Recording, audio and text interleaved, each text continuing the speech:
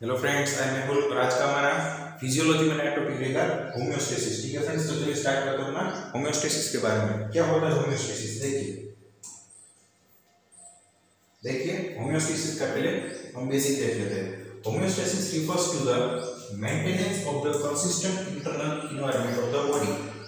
मतलब हमारी बॉडी का जो इंटरनल एनवायरनमेंट होता है उसे कंसिस्टेंट बनाए रखना। ठीक है, उसे हम बोलते हैं होम्योस्टेसिस। मतलब जैसा है वैसा बनाए रखना। ठीक है, देखिए होम्योस मतलब सेम और स्टेसिस मींस स्टैंडिंग। ठीक है, मतलब जैसा है वैसा हमारा एनवायरनमेंट बॉडी का बनाए रखना। ठीक है, उसे हम बोलते हैं homeostasis. Importance of the internal environment was notified by the great biologist of 19th century called as Claudius Bernard। ठीक है, क्लाउडिया बर्नार्ड जो साइंटिस्ट है उन्होंने पहली बार होम्योस्टेसिस की इंपॉर्टेंस बताई। ठीक है, और उन्होंने होम्योस्टेसिस के लिए एक वर्ड दिया था जिसे हम बोलते हैं मिलियू इंटीरियर। ठीक है, जो कि एक भाषा का वर्ड है। ठीक है, word homeostasis was introduced by the Harvard professor known as Walter D Cannon. Walter D Cannon जो प्रोफेसर थे उन्होंने सबसे पहली बार हमारा होम्योस्टेसिस वर्ड दिया था। ठीक है फ्रेंड्स, देखिए उसके बाद components of the homeostatic system.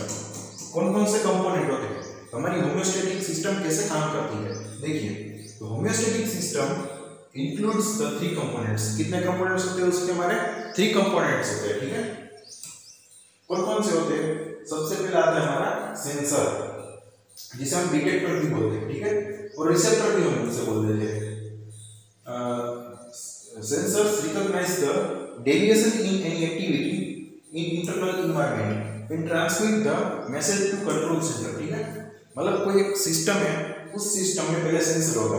Sensor कोई उस सिस्टम में चेंज को सेंस करेगा। ठीक है, और वो फिर कंट्रोल सेंटर को देगा। अब देखिए कंट्रोल सेंटर क्या करता है, उसे हम इंटीग्रेटर सेंटर भी बोल देते हैं। ठीक है, control centre receives the message from the receptor, मतलब वो सेंसर से वो रिसेप्टर लेगा। ठीक है, and immediately send to the commands to the concern effector.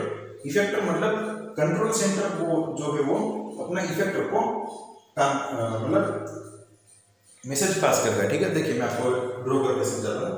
जैसे ये आपका हाथ हो गया। ठीक है फ्रेंड्स, ये आपका हाथ हो गया। ठीक है, और ये आपका ब्रेन हो गया। ठीक है, जैसे मैंने आपको यहाँ पिन चुप हुई। ठीक है फ्रेंड्स, पिन चुप हुई, तो ये वाला हमारा हो गया सेंसर हो गया। ठीक है, फिर यहाँ से हमारी नर्व जाएगी ब्रेन तक और स्पाइनल कॉर्ड तक। ठीक है फ्रेंड्स, तो वो स्पाइनल कॉर्ड या तो ब्रेन हो गया, वो हमारा कंट्रोल सेंटर हो गया। ठीक है, और फिर कंट्रोल सेंटर से एक नर्व फीस आएगी और फिर वो आपको मैसेज देगी कि या तो उस हाथ को हटा लो या तो वो जो पिन चुप हुई उसे हटा लो। ठीक है फ्रेंड्स, तो वहां जो हमारा आता है मैसेज कंट्रोल सेंटर से, उस ऑर्गन को हम बोलते हैं इफेक्टर। क्या बोलते हैं?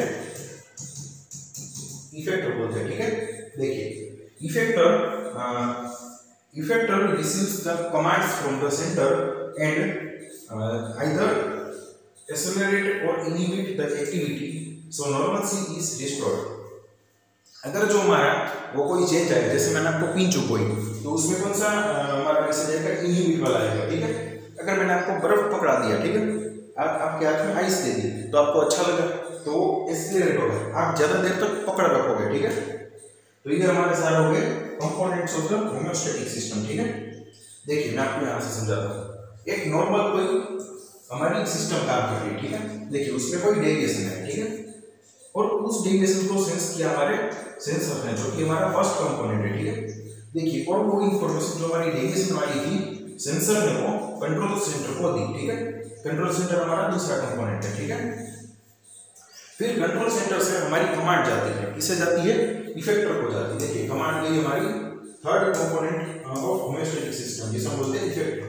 और इफेक्टर ने उस जो डेविएशन आया था उसे करेक्ट कर लिया। ठीक है, और फिर से हमारी जो सिस्टम थी वो नॉर्मल हो गई। तो यह पूरा हमारा होम्योस्टैटिक मैकेनिज्म ऐसे ऑपरेट होगी। ठीक है, देखिए उसके बाद क्या आता है? Mechanism of action of homeostatic system, मतलब हमारी होम्योस्टैटिक सिस्टम काम कैसे करती है। देखिए ये वेरी इंपॉर्टेंट टॉपिक है हमारा होम्योस्टेसिस। देखिए homeostatic mechanism in the body is responsible for the maintenance of the normalcy of various body systems, जैसे डाइजेस्टिव सिस्टम हो गई, कार्डियोवास्कुलर, नर्वस, मस्कुलर, वो सब सिस्टम को नॉर्मल सी भी बनाए रखेंगे, ठीक है। Whenever there is any change in the behavioral pattern of any system, the effector brings back the normalcy either by inhibiting and receiving the change or by supporting and accelerating the change depending on the requirement of the situation, ठीक है। वो change है, जैसे कोई एक system थी, ठीक है, उसमें कोई चेंज आया, अगर वो चेंज उस सिस्टम को फेवर करता है, ठीक है, तो उसे वो एक्सीलरेट करेंगे और सपोर्ट करेंगे, ठीक है। अगर वो उसे फेवर नहीं करता है तो वो चेंज को कंट्रोल सेंटर इनहिबिट वाला संदेश भेजेगी, ठीक है, इनहिबिट वाला मैसेज भेज देगी, ठीक है। देखिए उसके बाद क्या आता है, this is achieved by means of the feedback signals और कंट्रोल सिस्टम, ठीक है। यही हमारा मेन टॉपिक है, फीडबैक सिग्नल्स, ठीक है। Homeostatic mechanism functions by two types of feedback system. देखिए दो प्रकार की हमारी फीडबैक सिस्टम्स होती हैं, पहली होती है नेगेटिव फीडबैक और दूसरी होती है पॉजिटिव फीडबैक। अब आप बोलोगे कि सर पॉजिटिव मतलब फीडबैक सिस्टम मतलब क्या होता है, देखिए ये हमारी एक नॉर्मल सिस्टम है, ठीक है फ्रेंड्स। देखिए हमारी नॉर्मल सिस्टम थी, उसमें एक कोई डेविएशन आया, उस डेविएशन के आने के बाद हमारे ये नॉर्मल सिस्टम जो है वो इफेक्टर और वो सब उसका काम चालू हो गया, ठीक है। उसके कंपोनेंट्स जो हमारे होम्योस्टैटिक सिस्टम के थे वो काम करना चालू हो गए, तो उसको हम बोलेंगे फीडबैक सिस्टम, ठीक है। जबकि फीड फॉरवर्ड होती है एक सिस्टम होती है हमारी फीड फॉरवर्ड सिस्टम। कौन सी होती है, फीड फॉरवर्ड। हम आगे बढ़ेंगे, उसमें क्या होता है, चेंज आने से पहले ही वो अपनी जो नॉर्मल सिस्टम होती है वो सतर्क हो जाती है और उस चेंज को या तो वो अगर फेवर करेगा चेंज तो उसे सपोर्ट करेगी, या तो वो अगर चेंज ऐसा होता है कि जो हमारी बॉडी को हार्म कर रहा होता है तो उसे वो निकाल देगी, ठीक है। उसे हम बोलते हैं फीड फॉरवर्ड मैकेनिज्म। देखिए हम आते हैं नेगेटिव और पॉजिटिव फीडबैक सिस्टम के बारे में। देखिए पहली आती है हमारी नेगेटिव फीडबैक सिस्टम। देखिए उसमें क्या आता है, negative feedback is the one in which homeostatic mechanism reacts in such a way is to arrest the change और reverse the direction of change. मतलब देखिए नेगेटिव फीडबैक मतलब नेगेटिव, आप ये नेगेटिव याद रखिए। हमारी नॉर्मल सिस्टम है, जैसे कोई एक नॉर्मल सिस्टम है, ठीक है, नॉर्मल सिस्टम है, ठीक है फ्रेंड्स, उसमें कोई चेंज आया तो हर बार नेगेटिव फीडबैक अगर ऑपरेट होगा तो ये चेंज को वो लोग डिक्लाइन कर देंगे, ठीक है, उस चेंज को वो रिवर्स कर देंगे, उसे हम बोलते हैं नेगेटिव फीडबैक। मतलब चेंज नहीं चाहिए उसे, ठीक है। After receiving the message effector send negative feedback signals back to the control centre. मतलब सेंसर ने सेंस किया, फिर कंट्रोल सेंटर तक गया और कंट्रोल सेंटर ने फिर नेगेटिव फीडबैक भेजा, ठीक है। Now the control center modifies the commands and attempts to maintain the homeostasis। मतलब नेगेटिव फीडबैक जैसे वो डेविएशन आया था, जैसे ये हमारा डेविएशन आया तो नॉर्मल सिस्टम थोड़ी सी डेविएट हुई, उस डेविएशन को निकालने के लिए उसने नेगेटिव फीडबैक को आगे बढ़ाया, ठीक है। Many homeostatic mechanisms in the body functions through negative feedback। मतलब जो हमारी बॉडी में होम्योस्टेसिस की मैकेनिज्म होती है उसमें सबसे ज्यादा हमारी जो ऑपरेट होती है वो नेगेटिव फीडबैक सिस्टम ही ऑपरेट होगी, ठीक है।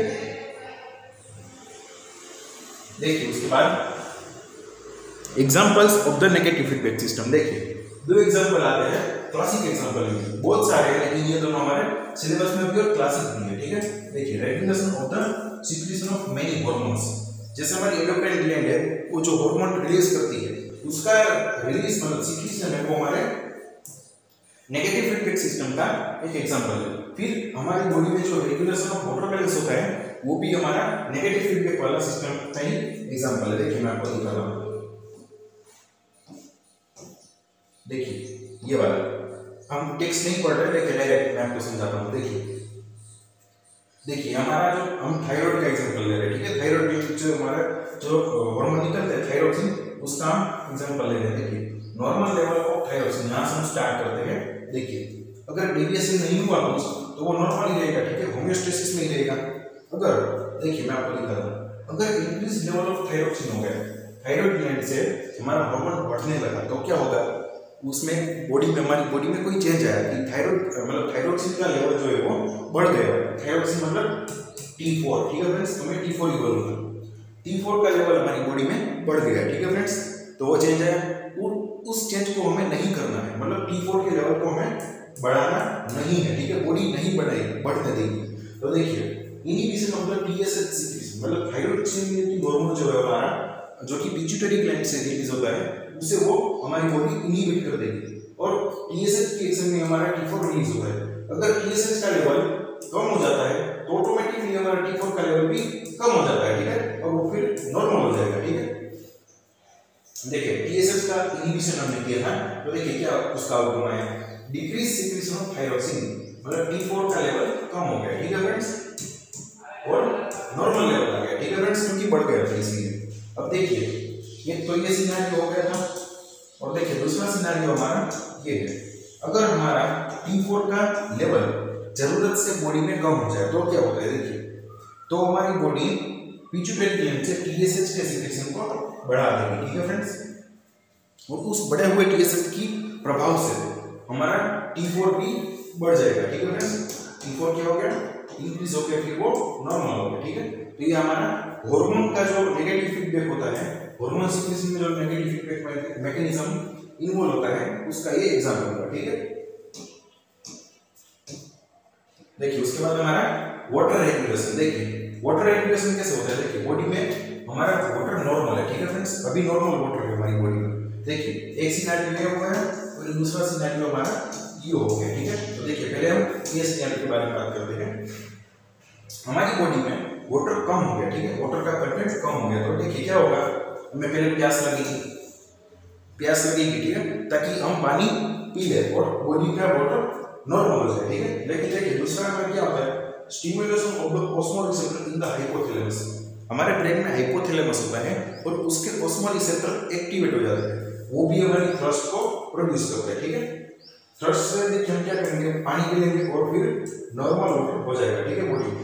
और देखिए हमारे हाइपोथैलेमस में जो ऑस्मोल रिसेप्टर होते हैं वो क्या करते हैं, देखिए इंक्रीज एडीएच सीक्रेशन, मतलब जो हमारा एंटी डाययूरेटिक हार्मोन है उसका सीक्रेशन वो बढ़ा देते हैं, ठीक है, एंटी डाययूरेटिक हार्मोन का सीक्रेशन वो बढ़ा देते हैं, ठीक है, पोस्टीरियर पिट्यूटरी से। तो हमारा जो किडनी से वाटर निकल रहा था वो कम निकलेगा, मतलब यूरिन फॉर्मेशन कम होगा, ठीक है, और ज्यादा से ज्यादा बॉडी में हमारा वाटर रिटेंशन होगा, उस मैकेनिज्म से भी हमारा बॉडी में नॉर्मल वाटर कंटेंट हो जाएगा, ठीक है। देखिए अब हम आते हैं बी सिनेरियो पर, अगर बॉडी का वाटर कंटेंट इंक्रीज हो गया तो क्या करेगी बॉडी, देखिए नो थ्रस्ट, मतलब प्यास नहीं लगेगी, ठीक है, प्यास नहीं लगेगी, आपने 3-4 घंटों तक पानी नहीं पिया और देखिए स्वेट से भी और दूसरी मेथड से पानी निकल गया, तो फिर डिक्रीज इंटेक हो गया पानी का, तो भी हमारा वाटर कंटेंट नॉर्मल हो जाएगा, ठीक है। देखिए दूसरे केस में वो करेगी no stimulation of the osmole receptor in hypothalamus, hypothalamus के ऑस्मोल रिसेप्टर को स्टिमुलेट नहीं करेगी, तो क्या होगा, हमारा जो एडीएच है, एंटी डाययूरेटिक हार्मोन वो डिक्रीज हो जाएगा, और एडीएच क्या करवाता है, हमारे जो किडनी है उससे हमारा यूरिन का फॉर्मेशन बढ़ा देता है, ठीक है, और यूरिन जो होती है वो ज्यादा से ज्यादा मात्रा में रिलीज होती है, तो भी हमारा नॉर्मल बॉडी कंटेंट हो जाएगा, ठीक है फ्रेंड्स। तो ये दो हमारे नेगेटिव फीडबैक वाले एग्जांपल हैं, ठीक है। देखिए अब आते हैं positive feedback mechanism. Positive feedback is the one to which the system reacts in such a ways increase the intensity of change in the same direction, मतलब देखिए मैं फिर से समझाता हूँ, ये कोई हमारी बॉडी में नॉर्मल सिस्टम है, ठीक है फ्रेंड्स, नॉर्मल सिस्टम को, और ये डेविएशन आ गया, ठीक है फ्रेंड्स, क्या है ये डेविएशन है, ठीक है, तो ये डेविएशन को पॉजिटिव फीडबैक में फेवर करेगा, ठीक है फ्रेंड्स, और उस डेविएशन को नॉर्मल सिस्टम में फेवर करेगा, मतलब उसको बढ़ाएगा, ठीक है फ्रेंड्स। देखिए increase the intensity of the change in the same direction, ठीक है। Positive feedback is less common than the negative feedback in our body. One of the positive feedback occur during the blood clotting, ठीक है friends, blood clotting के time पर भी हमारा positive feedback आता है। देखिए मैं आपको वो भी समझाऊंगा। देखिए blood clotting is necessary to arrest the bleeding during injury and it occurs in 3 stages. देखिए कौन कौन से 3 स्टेज होते हैं उसके, देखिए पहला स्टेज आता है हमारा formation of the prothrombin activator, ठीक है, फिर आता है हमारा conversion of prothrombin into thrombin, ये सारा हम ब्लड फिजियोलॉजी में पढ़ेंगे, ठीक है। Conversion of the fibrinogen into fibrin, ये 3 स्टेप इसमें ब्लड क्लॉटिंग के हो गए, ठीक है friends. Thrombin formed in the second stage stimulate the formation of more prothrombin. देखिए ये हमारा जैसे मैं आपको दिखा रहा हूँ, पहले हमारा बनेगा प्रोथ्रोम्बिन एक्टिवेटर, जो कि प्रोथ्रोम्बिन को एक्टिवेट करेगा, ठीक है। उससे हमारा हो गया प्रोथ्रोम्बिन एक्टिव हो गया, ठीक है। और प्रोथ्रोम्बिन से हमारा बनेगा क्या बनेगा, थ्रोम्बिन। देखिए जो थ्रोम्बिन बना वो हमारे ऑर्गेन्स में प्रोथ्रोम्बिन एक्टिवेटर को बनेगा, मतलब थ्रोम्बिन जो है वो इसके बनने के रेट को इंक्रीज कर देगा, ठीक है friends. In addition to converting the fibrinogen into fibrin, अगर हमारा प्रोथ्रोम्बिन एक्टिवेटर बहुत ज्यादा बनता है थ्रोम्बिन की इफेक्ट से, तो थ्रोम्बिन भी ज्यादा बनेगा, थ्रोम्बिन ज्यादा बनेगा तो फाइब्रिनोजन से फाइब्रिन का कन्वर्जन भी ज्यादा होगा, मतलब फाइब्रिन अल्टीमेटली ज्यादा बनेगा, ठीक है। तो क्या होगा, ब्लड क्लॉटिंग हो जाएगा, ठीक है। इसीलिए हमारा पॉजिटिव फीडबैक वाला एग्जांपल है।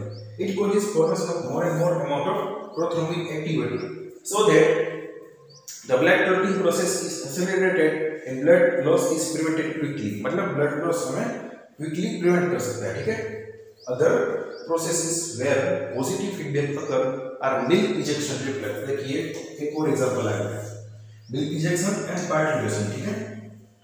क्योंकि जो हमारा मिल्क इजेक्शन है, बच्चा मदर की निपल को सक करता है, ठीक है, तो उसमें से ऑक्सीटोसिन हार्मोन रिलीज होता है, और जैसे ही वो ऑक्सीटोसिन हार्मोन रिलीज होता है, मदर की जो निपल होती है, सॉरी ब्रेस्ट होता है, उसके स्मूथ मसल कॉन्ट्रैक्ट करने लगते हैं, ठीक है।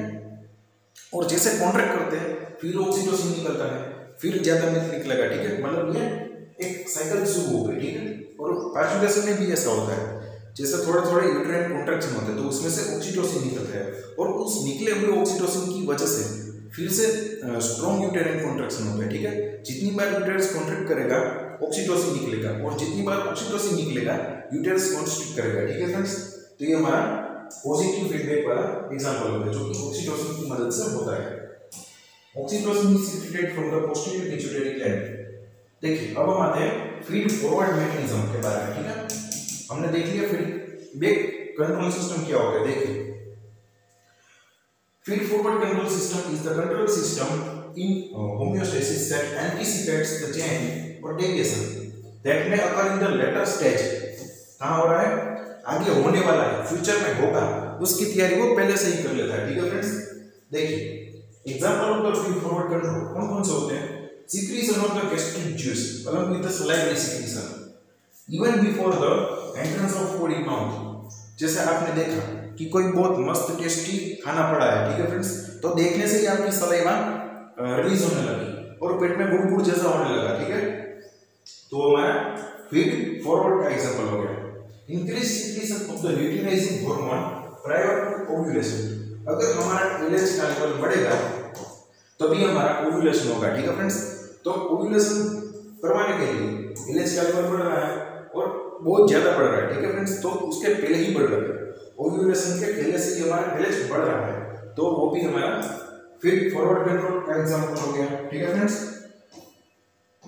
देखिए अब क्या है, देखिए होम्योस्टैटिक इम्बैलेंस, अगर हमारी बॉडी नॉर्मल तरीके से होम्योस्टेसिस हमारी बॉडी में ना कर पाए तो क्या होता है। देखिए homeostatic imbalance is the failure of the body to maintain the constant internal environment, मतलब वो हमारी बॉडी ठीक से कंट्रोल नहीं कर पाती है।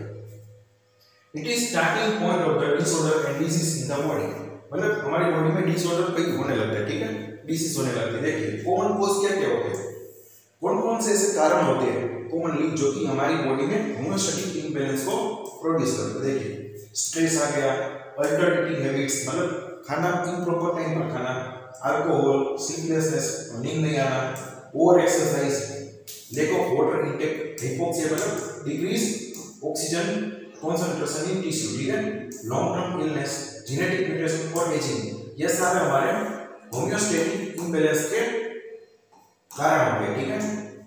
देखिए अब इन कारण से, इन कॉज से कौन कौन से साइड इफेक्ट्स होते हैं। देखिए कॉमन कॉन्सिक्वेंसेस, कौन कौन से डिसीज हो सकते हैं। देखिए एसिडोसिस हो सकता है, एसिडोसिस मतलब हमारे ब्लड में एसिड का लेवल बढ़ जाना और पीएच घट जाना, ठीक है।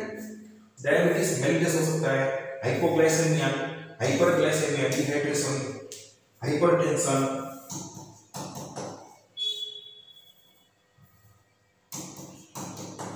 हाइपरटेंशन हो सकता है, हार्ट फेलियर हो सकता है, गाउट, इन्फेक्शंस और डिजीज कॉज्ड बाय द ये सब हो सकते हैं। ठीक है फ्रेंड्स, देखिए यहाँ हमारा होम्योस्टेसिस वाला लेक्चर कंप्लीट हो रहा है। ठीक है फ्रेंड्स, थैंक यू।